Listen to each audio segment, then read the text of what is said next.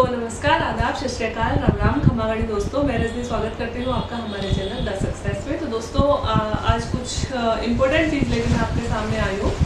तो थोड़े दिन पहले मैंने आजकल कम्युनिटी बॉक्स में 2-3 वीडियो डाले थे जिसमें मैंने बोला था कि कैसे हम करंट न्यूज़ अपनी अपने खुद की शॉर्ट नोट्स तैयार कर सकते हैं, जिससे आपको किसी चैनल के सहारे की भी ज़रूरत नहीं है। क्योंकि ज़्यादातर आप लोगों ने मुझे पूछा था कि मैडम आप कौन से चैनल से करंट पढ़ते थे और या फिर किस मैगज़ीन से पढ़ते हो, करंट को किस स्तर पे पढ़ना ज़रूरी है। क्योंकि करंट, जैसे मैं हमेशा कहती हूँ कि आजकल हमारी एग्ज़ाम्स में बहुत बड़ा पोर्शन करंट का आता है, तो किस स्तर पे पढ़ना चाहिए। तो मैंने आपको हमेशा हर एग्ज़ाम के लिए मैंने एक बात बोली है, करंट को आप डेली में लेके चलो। करंट को आप इस तरह से मत छोड़ो कि यार मैं पढ़ लूँगा, थोड़े दिन बाद में पढ़ लूँगा, या फिर एग्ज़ाम के लास्ट 15 दिन में करंट पढ़ लूँगा। वो हमारी करंट कभी नहीं हो पाती। या फिर हो सकता है किसी की थ्योरी हो, बट मेरी थ्योरी ये नहीं है। क्योंकि मैंने जब से ठीक है एग्ज़ाम पास करना शुरू किया था, उससे जस्ट पहले मैंने यही थ्योरी अपनाई थी कि करंट मुझे साथ में लेकर चलनी है डेली की डेली। पहले हम भी ऐसे ही सोचा करते थे, मैं भी ऐसे ही सोचा करती थी कि लास्ट 10 दिन में करंट पढ़ लेंगे, बट वो लास्ट 10 दिन कभी नहीं आते थे और मोस्टली करंट जो था हमारा छूट जाता था। तो आप लोगों से भी यही कहूँगी कि करंट को डेली पढ़ें। अब जो न्यूज़ चैनल मैंने फॉलो किया था, तो मैंने कहा था कि मैं आरएस की प्रिपरेशन कर रही थी उस टाइम पे, और मैंने वीर सर का आता है द हिंदू बाय वीर। आप लोगों ने कईयों ने लिंक भी पूछा कि मैडम आपने कौन सा फॉलो किया था। तो द हिंदू बाय वीर के नाम से आप डालोगे तो आपको वीर सर का चैनल दिख जाएगा। हिंदू बहुत सारे लोग पढ़ाते हैं, मैंने हमेशा से उनसे पढ़ा था, तो इसलिए मैंने उनको फॉलो किया था। बट अगर आप फर्स्ट ग्रेड की तैयारी कर रहे हो, सेकंड ग्रेड की कर रहे हो, या रीट की कर रहे हो, या पटवारी की कर रहे हो, किसी भी एग्ज़ाम की कर रहे हो, तो मैं आपको कभी वो वाला चैनल नहीं बोलूँगी कि आप वो चैनल देखिए। क्योंकि उसमें एडिटोरियल डिस्कस होता है हिंदू का, और एडिटोरियल इतना नहीं काम का होता। हमारे थोड़ी फैक्चुअल न्यूज़ ज़्यादा आती है ना, छोटी एग्ज़ामों में या फिर सामान्य एग्ज़ामों में फैक्चुअल न्यूज़ ज़्यादा आती है। तो उस तरह की न्यूज़ के लिए हम, जैसे कि बहुत सारे सिंपल चैनल है जो फर्स्ट ग्रेड के लिए, सेकंड ग्रेड के लिए ऐसे जो पढ़ाते हैं, जैसे उत्कर्ष वाले आप देख सकते हो, या फिर बहुत सारे चैनल है जिन पे न्यूज़ पढ़ाई जाती है, या तो आप उनको फॉलो कर लो, है ना। और अगर मेरा तो ये मानना है कि देखो, आप कोई चीज़ देख रहे हो, कोई चैनल फॉलो कर रहे हो तो भी अच्छा है, लेकिन डेली का आप आधा पौन घंटे डेली न्यूज़पेपर तो पढ़ ही सकते हो। तो जैसा कि मैंने कम्युनिटी बुक्स में डाला था कि मैंने किस तरह से शॉर्ट नोट्स तैयार किए हैं, तो जैसे कि डेली की मैं ऐसे कहूँगी, अगर आप शुरुआत कर रहे हो कि जैसे अभी आपने न्यूज़ पढ़ना शुरू किया है, तैयारी शुरू करी है, तो आपको बहुत सारी न्यूज़ मिलेंगी शुरू में, क्योंकि आपको बहुत सारी चीज़ों की जानकारी नहीं होगी। लेकिन धीरे धीरे जब 1 महीने आप लगातार करंट पढ़ लोगे, लगातार न्यूज़पेपर पढ़ लोगे, तो आपके पास में क्वेश्चन कम हो जाएंगे। क्योंकि न्यूज़ क्या होती है, रिपीट होती रहती है कि यार ये चीज़ तो मैंने कल लिखी थी, तो ये मुझे आज लिखनी नहीं है ना। तो इस तरह से जो मैंने कम्युनिटी बॉक्स में डाले थे क्वेश्चन, उन्हीं पे कि मैं किस तरह से तैयार करती हूँ आपको, कि आप हमेशा बताते रहते हो, बोलते रहते हो मैडम शॉर्ट नोट्स हमें दिखाओ आप बनाते कैसे हो, तो इसलिए मैंने करंट का दिखाया। फिलहाल में आरएस की वैकेंसी भी आने वाली है, और फर्स्ट ग्रेड की वैकेंसी आने वाली है, कॉलेज लेक्चरर की वैकेंसी आने वाली है। तीनों वैकेंसियों के लिए आप बहुत ही अच्छे स्तर पे आप अपने नोट्स तैयार कीजिए, और आप ये पूछिए कि कब से पढ़े, तो अभी से शुरू कर दो। क्योंकि अभी कोई सी भी वैकेंसी की विज्ञप्ति नहीं आई है, अभी से आप शुरू कर सकते हो, तो भी नेक्स्ट 6 महीने का करंट अफेयर्स आपके पास इकट्ठा हो जाएगा, जो आपके लिए सफिशिएंट होगा। अब मैं आपको दिखाती हूँ कि मैं किस तरह से डेली न्यूज़ तैयार करती हूँ। तो लेट्स स्टार्ट द वीडियो, शुरू करते हैं। तो आज का मेरे पास में आज का न्यूज़पेपर है, ये है दैनिक भास्कर, जो लोकल में हमारे सामने आता है। दैनिक भास्कर वही वाला पेपर है, और ये मेरे करंट अफेयर की कॉपी है जो मैंने तैयार करी है। इन सब की फ़ोटोज़ मैं साइड में लगाती जाऊँगी, जिससे आपको क्लियर दिख जाए। यहाँ से अगर मैं दिखाऊंगी तो भी आपको समझ में नहीं आएगा। इसमें आज मैंने सिर्फ 5 क्वेश्चन तैयार करे हैं, क्योंकि बहुत कोई इंपॉर्टेंट न्यूज़ मुझे मिली नहीं। वो 5 क्वेश्चन कौन से हैं मैं यहाँ पे लगा दूंगी, या फिर कम्युनिटी बॉक्स में भी पोस्ट कर दूंगी अगर आपको चाहिए होंगे तो, ठीक है। तो यहाँ पे लगा दूंगी, आप पढ़ लेना कौन से 5 क्वेश्चन तैयार करें हैं। जैसे फर्स्ट क्वेश्चन था कि हमारा नया केंद्रीय सचिव किसे बनाया गया, सुधांशु पंत जी को। एक नानेरा डैम के बारे में था। राजस्थान की जहाँ भी न्यूज़ मिले ना, लिख लेना राजस्थान की न्यूज़ को, क्योंकि राजस्थान की न्यूज़ हमारे बहुत कम न्यूज़ मिलती है। हमारे जो पूरे इंडिया का न्यूज़पेपर आता है उसमें राजस्थान की बहुत कम न्यूज़ मिलेंगी। और जो भी आपको इंपॉर्टेंट न्यूज़ लगे ना राजस्थान की, वो तो लिख ही लेना, क्योंकि जो सुर्खियों में राजस्थान की कोई चीज़ रहेगी वो एग्ज़ाम में पूछी ही जाएगी, ठीक है। तो नानेरा डैम के बारे में न्यूज़ आई थी। तो नानेरा डैम कहाँ स्थित है, तो ये क्वेश्चन मैंने बनाया, तो ये कोटा में स्थित है, और ईस्टर्न राजस्थान कैनाल प्रोजेक्ट के तहत बनाया गया पहला बांध है। ये सब आप देख लेना। थर्ड क्वेश्चन, राजस्थान में किस योद्धा के नाम पर हाल ही में एक नए बोर्ड का गठन किया गया है, तो महाराणा प्रताप बोर्ड का गठन किया गया है। कितने सदस्य किया जाएगा, मतलब अनुमति मिली है, किया गया नहीं है, कितने सदस्य होंगे इसमें और किस उद्देश्य से किया गया है, ठीक है। एक हरियाणा सरकार ने हाल ही में किस फसल के लिए MSP अलाउड करी है, तो सूरजमुखी की फसल है जिसके लिए MSP अलाउड करी है। पता नहीं क्यों मुझे ये क्वेश्चन इंपॉर्टेंट लग रहा है, क्योंकि किसान आंदोलन पिछले 2 साल से सुर्खियों में रहा था, तो मुझे लग रहा है कि ये MSP वाला मुद्दा किसान आंदोलन में भी था, और मुझे लग रहा है कि कहीं ना कहीं हो सकता है ये वाला क्वेश्चन इस बार एग्जाम में दे दिया जाए। तो सूरजमुखी की फसल है और उस पर MSP डिसाइड करने के लिए सरकार ने हाँ भर दिया। और एक है सुबनसिरी हाइड्रो इलेक्ट्रिकल प्रोजेक्ट, कहाँ स्थित है ना, अरुणाचल और असम के बॉर्डर पे स्थित है, चाइना बॉर्डर के आसपास स्थित है और सुर्खियों में है ये प्रोजेक्ट भी। अब जैसे मैं आपको ये 5 क्वेश्चन कम्युनिटी बॉक्स में पोस्ट करूँगी, आपको लगेगा मैडम ने पता नहीं कौन से ही न्यूज़पेपर से तैयार किया या फिर कहाँ से पढ़ा है, कहाँ से नहीं पढ़ा है ना, तो आपको ऐसा लगेगा कि पता नहीं किस चीज़ से मैंने तैयार करी है। अब मैं बताती हूँ कि मैं किस तरह से न्यूज़पेपर पढ़ती हूँ। देखो, सबसे पहले ये हमारा न्यूज़पेपर आता है, इसके मैंने टुकड़े टुकड़े कर रखे हैं ऐसे। तो सबसे पहले आप सबसे जो हमारा बकवास चीज़ आती है वो है शेखावाटी भास्कर। आपका भी मतलब कोई भी लोकल न्यूज़ जो हमारी आती है, क्योंकि इसमें वही फालतू बकवास न्यूज़ आती है, वही मरने कटने वाली और ये सारी न्यूज़ आती है। तो एग्ज़ाम की दृष्टि से हमारे लिए शेखावाटी भास्कर या आपका लोकल कोई भी भास्कर जो आता है, पत्रिका जो आता है, मैं ये नहीं कह रही भास्कर अच्छा आता है, पत्रिका ये मेरे लिए कोई इम्पोर्टेंट नहीं है, क्योंकि कोई भी जो पेपर है ना वो कोई भी खबर छोड़ना नहीं चाहता। हो सकता है आज भास्कर में जो खबर आई हो वो पत्रिका में नहीं आई हो, तो दोनों इम्पोर्टेंट होते हैं, क्योंकि कल वो खबर भास्कर भी कवर कर लेगा अगर आज नहीं आई है तो, है ना। बस चीज़ ये होती है कि हमें उसमें से निकालना क्या है ना, कि मुझे जो भी मिलता है, जो भी न्यूज़पेपर मिलता है, जैसे कि कहते हैं हिंदू ही अच्छा होता है या फिर दैनिक नवज्योति अच्छी होती है। हमारे जब मैं स्कूल में होती हूँ तो दैनिक नवज्योति भी मिलता है, उसमें थोड़ी सी मतलब सेंसिटिव, मतलब क्या गंभीर खबरें ज़्यादा देते हैं, सिर्फ फालतू की खबरें कम देते हैं, तो हमारे लिए वो भी इम्पोर्टेंट हो सकता है। पर अगर वो अवेलेबल नहीं है तो ये सिंपल न्यूज़पेपर जो अपने घर पे आते हैं, तो ये आप सिंपली रफली अपनी आंखों के सामने से निकाल दो। और ये जो हमारा है ये मधुरिमा, ये मैं बचपन भले ही पढ़ा करती थी, आजकल मैं इन पर ध्यान नहीं देती, ये भी हमारे एग्जाम के लिए कोई इम्पोर्टेंट नहीं है। और ये है हमारा ये एक पोर्शन आता है न्यूज़पेपर में, ये पेज में मैंने अलग से निकाल लिया, जिसमें एक तरफ आती है भरने के लिए वर्क पहेली आती है और एक तरफ आता है सुडोकू। तो बिकॉज ऑफ छुट्टियाँ चल रही है और घर में हम फ्री रहते हैं, तो डेली वर्क पहेली मैं भरती हूँ और सुडोकू मेरे हस्बैंड भरते हैं, ये रहा सुडोकू। और उनकी नॉलेज इतनी अच्छी है कि वो सुडोकू में एक वर्ड भी गलत नहीं भरेंगे। आपको यहाँ पिक्चर पोस्ट करूँगी मैं भरी हुई, और वर्क पहले लगभग मैं ठीक ठाक भर देती हूँ। ये फ्री की चीज़ें हैं, जब हम फ्री होते हैं तो ये सारी चीज़ें कर सकते हैं, माइंड प्रैक्टिस हो जाती है इससे भी, है ना, एक तरह से रीजनिंग होती है।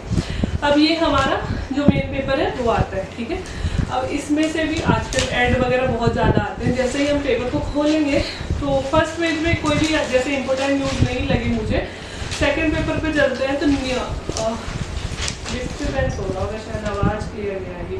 नीट का रिजल्ट आया, तो नीट के रिजल्ट के बारे में दे रखा है कि कौन से बच्चे ने क्या टॉप किया, हमारे लिए इम्पोर्टेंट नहीं है। फिर दे रखा है चक्रवात, बिपरजॉय जो चक्रवात है उसका असर। अब चक्रवात वाली न्यूज़ इम्पोर्टेंट हो सकती है आपके लिए, क्योंकि अगर आप आज पहली बार पेपर पढ़ रहे हो तो बिल्कुल लिखोगे कि बिपरजॉय क्या है, किस चक्रवात का नाम है, कौन से महासागर में आ रहा है, इस महासागर में चक्रवात क्यों उत्पन्न होते हैं, बिपरजॉय नाम किसने दिया और बिपरजॉय का मतलब क्या होता है और नाम देते कौन है। मतलब कभी हम सुनते हैं कि श्रीलंका ने नाम दिया, कभी हम सुनते हैं इंडिया ने नाम दिया, कभी हम सुनते हैं बांग्लादेश ने, बिपरजॉय बांग्लादेश ने नाम दिया। मैंने ये क्वेश्चन 2 दिन पहले तैयार कर लिया था मेरी करंट में, इसलिए मैंने आज ये क्वेश्चन नहीं बनाया है। अगर आप आज से शुरू कर रहे हो तो आज भी बना सकते हो। हाँ, एक चीज़ और कि हमें ना सारी चीज़ें पेपर में नहीं मिलती। जैसे मैंने बिपरजॉय पढ़ा तो बिपरजॉय के बारे में मैंने लिख लिया कि भाई अरब महासागर में आने वाला उष्णकटिबंधीय चक्रवात है। अब पेपर में तो वो चीज़ें देते हैं जो सिंपल लोगों के लिए होते हैं। हमारे लिए इंपॉर्टेंट क्या हो सकता है कि यार बिपरजॉय का मतलब क्या होता है, बिपरजॉय नाम दिया किसने, कौन सी संस्था है जो इनके नाम डिसाइड करती है, क्यों ऐसे कभी किसी देश को कभी किसी देश को मिलता है। तो इसके लिए मैं क्या करती हूँ, मोबाइल पास रखती हूँ, गूगल सर्च कर लेती हूँ कि बिपरजॉय का मतलब क्या होता है। बांग्लादेश ने दिया था, और डिजास्टर आपदा का मतलब होता है, और एक संस्था है जो कि डिसाइड करती है कि हमारे जो मतलब तटीय देश है, समुद्र के जो तटीय देश है, उनकी मतलब एक संस्था उस मतलब एक संगठन में जो वो देश शामिल है, उन देशों को हर साल बारी बारी से किसी भी चक्रवात का नाम निकालने का मौका दिया जाता है। इस तरह से चक्रवातों का नाम डिसाइड होता है। तो ज़रूरी नहीं है हमें सारी चीज़ें इसमें मिले, हमें बस छांटना होता है कि हमारे एग्जाम में किस तरह के, ये नहीं पूछेंगे कि कौन से तट पे आया, कहाँ पे कितने लोग मरे, ये हमसे कुछ नहीं पूछने वाले, बस हमारे लिए इतनी सी चीज़ इंपॉर्टेंट थी। 3 लाइन या 4 लाइन का क्वेश्चन बनेगा, ये आप नोट कर सकते हो। तो ट्विटर वाला एक विवाद आया है, वो हमारे लिए इम्पोर्टेंट नहीं है। अब यहाँ से मैंने राजस्थान का जो मैंने लिखाया है कि राजस्थान कैडर के सुधांशु पंत केंद्रीय स्वास्थ्य सचिव बने, छोटे से न्यूज़ दे रखी है, मैं यहाँ पे फोटो पोस्ट कर दूंगी। इसमें से मैंने उठाया कि भाई कई बार क्या होता है, जैसे हाल फिलहाल वैसे ऐसे फैक्चुअल न्यूज़ इतनी ज़्यादा नहीं पूछा करते, लेकिन हाल फिलहाल में एग्जाम है, जैसे आने वाले 1 महीने में हमारी कोई एग्जाम है तो कोई नई नियुक्ति हुई है वो पूछ ली जाती है, तो अपना केंद्रीय स्वास्थ्य सचिव वैसे भी चर्चा में रहते हैं, इसलिए ये दे दिया। ठीक है, अब आगे एक न्यूज़ है, 3 मानक दवाइयों को हटाया, अमानक, जिसमें मतलब मानकों पे खरी नहीं उतरी, तो हमें हमारे लिए इम्पोर्टेंट नहीं है इसमें दवाइयों का नाम दिया गया है, नहीं पढ़ना है क्योंकि ऐसी चीज़ें नहीं पूछी जाती, क्योंकि ये हमारे लिए काम की नहीं, मेडिकल वालों के लिए काम की। फिर RAS की नई भर्ती आने वाली है, 900 पदों के लिए वैकेंसी होने वाली है, ये हमारे लिए बहुत इंपॉर्टेंट है। एक देखो इधर एक छोटी सी न्यूज़ दे रखी है, चंद्रयान 3 का प्रक्षेपण 12 से 19 जुलाई के बीच में। अब ये चंद्रयान 3 लॉन्च होने वाला है, ये हमारे लिए बहुत इंपॉर्टेंट न्यूज़ है, क्योंकि डिफेंस की और मतलब ये जितनी भी न्यूज़ आती है ना, ये हमारे लिए बहुत इंपॉर्टेंट हो जाती है, क्योंकि हमारे RAS में एक पार्ट है टेक्नोलॉजी वाला, डिफेंस वाला, है ना। तो इसमें से हमसे खबरें, और इसमें से मैं हमेशा कहती हूँ कि ये चीज़ें हमें किसी किताब में से नहीं पढ़नी, ये चीज़ें हमेशा जैसे डिफेंस की कोई न्यूज़ आए या फिर इस तरह की टेक्नोलॉजी की, उपग्रहों की वगैरह की कोई न्यूज़ आती है तो पेपर में से कवर कर लो, क्योंकि लेटेस्ट ही पूछी जाती है इनमें से। अब इसका मैंने क्वेश्चन तैयार नहीं किया चंद्रयान वाले का, क्योंकि ये खबर 15-20 दिन पहले भी आई थी, तो मैंने लिख लिया था चंद्रयान कब लॉन्च होने वाला। अब इसमें क्या है ना, 12 से 19 जुलाई के बीच में लॉन्च होगा, तो मैंने क्या कि 12 से 19 जुलाई को जब लॉन्च होगा, हाल फिलहाल तो कोई एग्जाम है नहीं, और जब लॉन्च होगा तब पूरा डिटेल में आएगा, तब हम पढ़ लेंगे। इसमें रॉकेट का नाम भी दिया है, LVM 3 रॉकेट से लॉन्च होगा ना, इस तरह से। अब इसके अलावा इसमें ध्वनि प्रदूषण वाला एक आर्टिकल दिया है कि ध्वनि प्रदूषण भी बहुत खतरनाक होता है। अब इसको मैंने पूरे को पढ़ा, इसमें से मुझे कोई इंपॉर्टेंट चीज़ लगी नहीं, बस ये है कि 40 डेसिबल से ज़्यादा अगर ध्वनि ऊपर हो जाती है तो उसे ध्वनि प्रदूषण कहा जाता है, क्योंकि प्रदूषण हमारे एग्जाम का एक टॉपिक है, और प्रदूषण के बारे में सामान्य बातें तो हमें पता ही होनी चाहिए। और ये कई बार क्वेश्चन पूछा भी गया है कि कितनी डेसिबल से ऊपर वाली ध्वनि को प्रदूषण बोला जाता है, तो 40 डेसिबल से ऊपर वाली ध्वनि रात के लिए या फिर हमारे घरों के लिए खतरनाक होती है। इस तरह से इसमें थोड़ी बहुत न्यूज़ दी गई है, वो हम तैयार कर सकते हैं। तो इसमें से मैंने तो एक क्वेश्चन तैयार किया कि जो हमारे स्वास्थ्य सचिव कौन बने, पर आपके लिए 2 भी हो सकते हैं कि चंद्रयान 3 वाला की लॉन्च कब हो रहा है और कौन से रॉकेट से लॉन्च किया जाएगा, और एक ये जो बिपरजॉय वाला है। सेकंड क्वेश्चन, सेकंड जो पेपर पेज है, इसमें अभिव्यक्ति नाम से, मतलब ये संपादकीय वाला जो पूरा आया है, इसमें ना ज़्यादातर क्वेश्चन जो होता है डेली के, मैं इसी में से छांटती हूँ, इसी में से बनाती हूँ ज़्यादातर, क्योंकि यही एक पेज होता है जो हमारे लिए सबसे इम्पोर्टेंट होता है। और मैं ये कहूँगी कि इस पेज का हर एक आर्टिकल आपको पढ़ना है ना, चाहे मतलब शुरुआत में तो सारी चीज़ें पढ़नी है, धीरे धीरे जैसे 3-4-5 महीने हो जाए तो कुछ आर्टिकल आप छोड़ सकते हो, आपको लगेगी यार ये हमारे लिए काम का नहीं, ये राजनीति का आर्टिकल है या फिर ऐसे वैसे है, तो वो आप छोड़ सकते हो। अब मैं इधर आपको इस पेज की फ़ोटो पोस्ट कर दूँगी। एक ग्लोबल वार्मिंग से संबंधित आर्टिकल आया है, इसमें कहा है कि इसमें 2 चीज़ें दी हैं। एक तो कल परसों मैंने करंट अफेयर में ये तैयार कर लिया था कि भारत की जो इकोनॉमी है वो 4th सबसे बड़ी इकोनॉमी बन गई है, और कितने 3.75 ट्रिलियन डॉलर की हमारी इकोनॉमी हो गई है ना। और इसमें एक और चीज़ दी है कि ग्लोबल जो GDP है वो 104 ट्रिलियन डॉलर पर पहुंच गई है। 2 चीज़ें हमारे लिए इंपॉर्टेंट हो सकती है कि वर्ल्ड इकोनॉमी कितनी पहुंच गई है, और इंडियन इकोनॉमी की GDP या हमारी ग्रोथ जो है वो कितने की बन गई है। ये 2 चीज़ें इंपॉर्टेंट हो सकती हैं, ये यहाँ पे लिख सकते हो। बाकी इसने तो मतलब ग्लोबल वार्मिंग के बारे में बताया कि एक तरफ तो हम इतना ज़्यादा प्रचार कर रहे हैं, इतना ज़्यादा पैसा वैसा कमा रहे हैं, ग्रोथ कर रहे हैं, और दूसरी तरफ जो डिजास्टर सोमालिया में, दक्षिण या फिर अफ्रीका देशों में, इसमें लोग भूखे मर रहे हैं। तो बड़े लोगों को, बड़े देशों को ये लगता है कि हमारे ऊपर कोई असर नहीं आने वाला इन सारी चीज़ों का जब ग्लोबल वार्मिंग का असर होगा, बट इसमें ये कहा गया है कि जब ग्लोबल वार्मिंग का असर होगा तो वो सब पे असर आएगा। ठीक है, तो सामान्य सी एक, क्योंकि ग्लोबल वार्मिंग हमारे मेंस का हिस्सा है, जलवायु परिवर्तन हमारे प्री के कोर्स का हिस्सा है, और हर एक एग्जाम में, किसी भी एग्जाम में जिसमें जीके का पेपर आता है, हर एक एग्जाम के लिए ज़रूरी होता है ग्लोबल वार्मिंग से संबंधित कोई भी टॉपिक आए, कोई ना कोई डेटा लिख लेना। आगे है रचनात्मक क्रिया की आग में जलते जन्मते लोग, नवनीत गुजर जी का ये आर्टिकल आया है। इतना कोई इम्पोर्टेंट मुझे नहीं लगा, थोड़ा बहुत ठीक है कि बेसिक नॉलेज के लिए हम पढ़ सकते हैं, एग्जाम की दृष्टि से इम्पोर्टेंट नहीं है। थर्ड जो क्वेश्चन दिया है ये आर्टिकल आया है चेतन भगत जी का है, पुराने को ही प्यार करेंगे तो नए इनोवेटिव कैसे बनेंगे। मतलब कि अगर हमें ग्लोबल पावर बनना है तो हमें इनोवेशन करना पड़ेगा और इनोवेटिव चीज़ों को अपनाना पड़ेगा। एग्जाम की दृष्टि से ये भी मुझे इम्पोर्टेंट नहीं लगा, क्योंकि इसमें थोड़ी घरेलू चीज़ें दी हैं कि हमारे बुजुर्ग हमारी पुरानी चीज़ों को छोड़ना नहीं चाहते, तो हम नई चीज़ें कैसे अपनाएंगे। एग्जाम के लिए कुछ लगा नहीं मुझे ऐसा। थर्ड एक फोटो दी गई है, इसमें ब्राज़ील जापान का एक शहर दिया गया है, यामागाता नाम का शहर दिया गया है। और यामागाता नाम का शहर, कई बार क्या होता है जो चीज़ सुर्खियों में होती है वो एग्जाम में लोकेशन पूछ ली जाती है कि यामागाता नामक शहर कहाँ स्थित है ना। और एक पहाड़ का नाम दिया है माउंट जाओ पहाड़, है ना। तो वो सारी चीज़ें पूछ ली जाती है, तो कहीं आता है तो थोड़ा सा, जैसे मैंने इनका क्वेश्चन नहीं बनाया लेकिन इसमें ही पेपर में ही अंडरलाइन करके रख लिया गया, थोड़ा सा दिमाग में क्लिक हो जाए, कभी वापस से कभी ये नाम आए तो हम थोड़ा सा ध्यान से इसको देख सकते हैं, ठीक है। और ये लास्ट आर्टिकल जो है चंद्रकांत लहरिया जी का, ये हार्ट अटैक के ऊपर है, तो बेसिक नॉलेज के लिए हम पढ़ सकते हैं, एग्जाम की दृष्टि से इम्पोर्टेंट नहीं है। इधर देखो ये हमारे राजस्थान से रिलेटेड आर्टिकल है, डॉक्टर सत्यनारायण जी का है ये। और ये प्रदेश के खजुराहो किराड़ू अनदेखी के कारण अभिशप्त। अगर देखो किराड़ू से संबंधित कोई आर्टिकल आया है, इसका मतलब किराड़ू कहीं ना कहीं है चर्चा में। किराड़ू हमारे बाड़मेर के मंदिर हैं जिन्हें राजस्थान के खजुराहो कहा जाता है, और बहुत सारी यहाँ पे मूर्तियाँ हैं।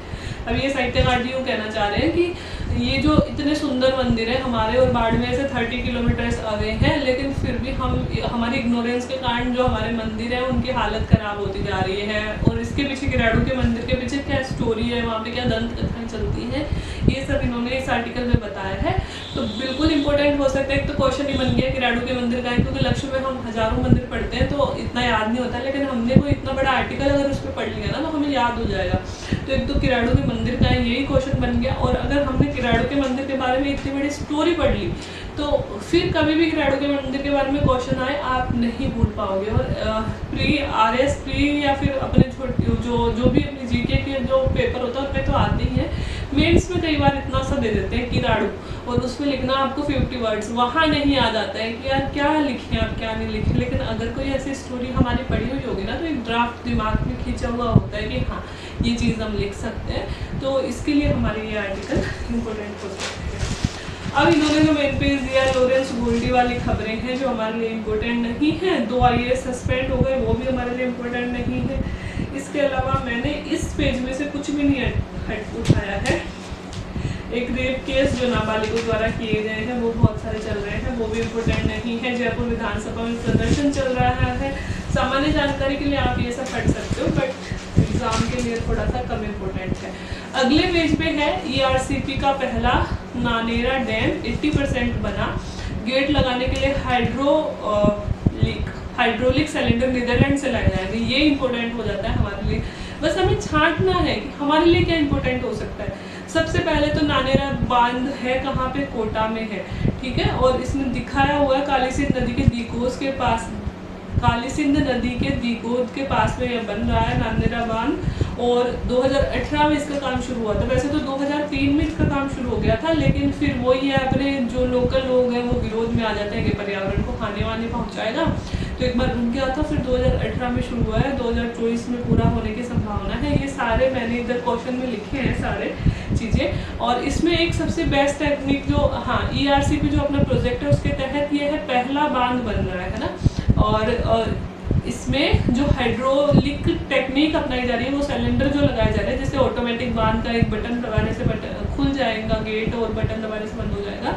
वो जो सिलेंडर है वो नीदरलैंड से मंगवाए गए हैं। ये फर्स्ट मतलब इम्पोर्टेंट चीज़ हो जाती है कि कहाँ से टेक्निक यूज़ करी। और ऐसी टेक्निक राजस्थान में दूसरी बार यूज करी गई है। पहली बार भी झालावाड़ में काली सिंध नदी पर डैम बनाया गया था, उसमें भी ये टेक्निक यूज़ की जा चुकी है। तो ये हमारे लिए इम्पोर्टेंट चीज़ हो जाती है। जो भी इसमें इम्पोर्टेंट चीज़ें हैं वो मैंने इधर क्वेश्चन में लिख दी हैं, आप भी इस तरह से तैयार कर सकते हो।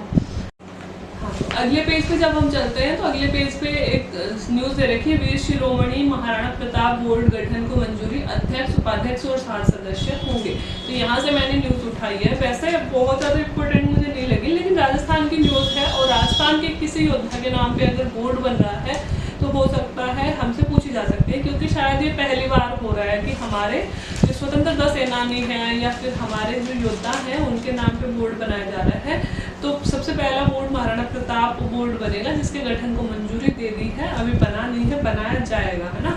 7 सदस्य, एक अध्यक्ष एक उपाध्यक्ष होंगे। और उद्देश्य क्या है कि महाराणा प्रताप के बारे में आने वाली युवा पीढ़ी को जानकारी हो, उन्होंने क्या किया था हमारे लिए, क्या संदेश दिया था, पाठ्य पुस्तकों में उनका जो सिलेबस के रूप में पढ़ाया जाए, है ना, इस तरह के मतलब उनके कार्यों का प्रचार प्रसार करना, ठीक है। और इसमें देखो लव कुश बोर्ड, कायस्थ बोर्ड, आदिवासी बोर्ड, जांगीड़ बोर्ड, ये सब भी बनने वाले, मतलब मांग इनकी भी उठाई जा रही है। अभी तक इनको एग्रीमेंट मतलब इनके लिए वो नहीं मिला है, मंजूरी नहीं मिली है, मिलेगी तब हम देखेंगे।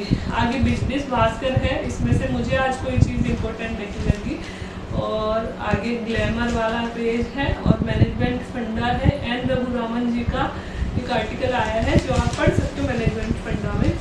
स्पोर्ट्स में से मैं 1-2 न्यूज़ उठा लेती हूँ, एक न्यूज़ तो, लेकिन आज मुझे कोई इसमें से एक भी न्यूज़ इम्पोर्टेंट नहीं लगी, तो मैंने स्पोर्ट्स में से कोई भी न्यूज़ नहीं ली है आज। बाकी ये महिला जो अंडर क्या था एशिया कप जो जीत के लाई है हमारी टीम, और उसकी जो न्यूज़ है वो इम्पोर्टेंट हो सकती है। एक तो एशिया कप के फाइनल में किसको हराया था, शायद अंडर 18 जूनियर एशिया कप था, है ना, पहली बार महिला टीम ने खिताब जीता है। तो कौन सी टीम को, दक्षिणी कोरिया को हराया था आई थिंक। और हम इसकी कप्तान कौन है ना, ये क्वेश्चन मैंने ऑलरेडी तैयार कर रखा है, अगर आपने नहीं किया तो ये तैयार कर सकते हो। बाकी स्पोर्ट्स वाले में से आज कोई सी भी इम्पोर्टेंट नहीं लगी मुझे, ठीक है न्यूज़। इसके अलावा यूक्रेन का हमला और रूस वाली स्टोरी दी है, वो भी नहीं लगा। इसमें देखो हरियाणा के में सूरजमुखी पर एमएसपी पे मिलेगा, सूरजमुखी पर एमएसपी मिलेगा, किसानों का आंदोलन खत्म।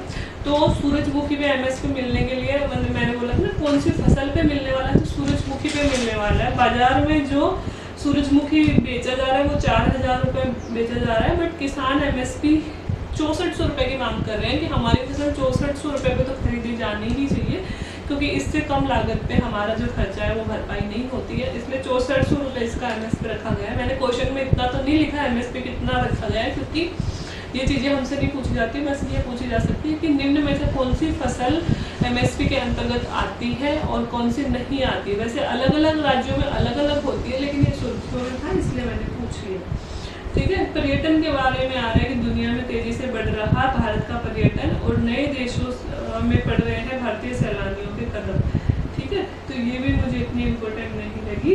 चीनी युवाओं का शादी से मोह भंग हो गया और चीन में जनसंख्या रुक गई है, वैसे भी हमने क्रॉस कर लिया था, ये भी इम्पोर्टेंट नहीं लगी। और ट्रक ड्राइवर की आय जानकर राहुल गांधी पढ़ सकते हो, आपको मजाक की बातें सारी। लास्ट वाला जो पेज है हमारा उसमें लिखा है चीन सीमा के पास में हाइड्रो इलेक्ट्रिक प्रोजेक्ट तैयार, अगले माह ट्रायल होने वाला है। तो इसमें से मैंने वो न्यूज़ उठाई है। इस प्रोजेक्ट का नाम है सुबनसिरी लोअर प्रोजेक्ट, और यह है असम और अरुणाचल प्रदेश में मिक्स में दोनों के संयुक्त सहयोग से बनाया जा रहा है और चीन के बॉर्डर के पास में है, इसलिए इम्पोर्टेंट हो जाता है। 2024 तक इसके पूरी 8 इकाइयाँ चालू हो जाएंगी और लगभग 2000 मेगावाट यूनिट बिजली उत्पादित करेगा, और एक हमारे लिए क्रांतिकारी कदम होगा, क्योंकि एक तो बॉर्डर एरिया के पास में और चीन से हमारी थोड़ी सी तनातनी चल रही है, इसलिए भी इम्पोर्टेंट हो जाता है। कोई भी जो हाइड्रो मतलब इलेक्ट्रिक प्रोजेक्ट जो अभी अभी बन रहे हैं, तो क्योंकि इंडिया में बहुत कम है बिजली बनाने वाले संयंत्र, तो ऐसा कोई अगर हाल फिलहाल बन रहा है तो वो हमारे लिए इम्पोर्टेंट हो जाता है, ठीक है। इसके अलावा मैंने इस पेज में से कोई भी न्यूज़ नहीं उठाई। बाढ़ के खतरे का अलर्ट वगैरह ये सब ठीक है, ये सब तो डेली चलती रहती है, एग्जाम्स में ऐसी चीज़ें नहीं पूछी जाती हैं। और ये इस तरह से मैंने 5 न्यूज़ आज की तैयार करी और ये पूरा पेपर कवर कर लिया। तो इसी तरह से आप भी मतलब अपनी न्यूज़ पढ़ सकते हो, कवर कर सकते हो चीज़ें, और जिस तरह से मैंने यहाँ पे क्वेश्चन तैयार किए हैं, और एक अपनी कॉपी बना लो छोटी सी कि रोज़ के 5-10, कभी अपन को बहुत अच्छी न्यूज़ मिल जाती है, 10 क्वेश्चन भी मिल जाते हैं, कभी अपन को 5 भी नहीं मिल पाते है ना। कई बच्चे कहते हैं मैडम करंट अफेयर्स भी हमें पढ़ा दो, तो यार इतना नहीं हो पाएगा कि मैं अकेले करंट अफेयर में मैनेज कर लूँ, सब्जेक्ट पे पढ़ा दूँ, फर्स्ट ग्रेड की तैयारी करा दूँ, इतना तो नहीं हो पाएगा। और मैं आपको जैसे कह रही हूँ कि हमेशा मुझे करंट अफेयर्स मिलते भी नहीं है, कभी कभी यार कोई भी न्यूज़ नहीं मिलती तो फिर उस दिन आएंगे ही नहीं करंट अफेयर, है ना। तो एक ही चीज़ रेगुलर रख सकते हो, या तो हम ज्योग्राफी रेगुलर रख सकते हैं या फिर करंट अफेयर भी मुझे अच्छे लगते हैं, और मैं मतलब बहुत सालों से लगातार तैयारी कर रही हूँ, तो मुझे करंट अफेयर्स भी पढ़ा भी सकती हूँ मैं, और अच्छी भी हूँ करंट अफेयर में। बट अभी अपनी ज्योग्राफी चल रही है तो अभी अपन ज्योग्राफी को ही लेके चलेंगे, है ना। तो आई होप कि ये वीडियो अपनी मदद करेगा कहीं ना कहीं कि हम किस तरह से अपनी डेली अपने शॉर्ट नोट्स तैयार कर सकते हैं, किस तरह से अपने करंट अफेयर को बेहतर बना सकते हैं, और किस तरह से हम अपने करंट अफेयर्स से एग्ज़ाम में दूसरों के मुकाबले 5 से 10 नंबर ज़्यादा ला सकते हैं, ठीक है। तो आज के लिए इतना ही, और नेक्स्ट वीडियो आप किस टॉपिक पे चाहते हो वो आप नीचे कमेंट बॉक्स में कमेंट करके बता सकते हैं। और अगर वीडियो अच्छा लगा हो तो please do like share and subscribe my channel. बाकी वीडियो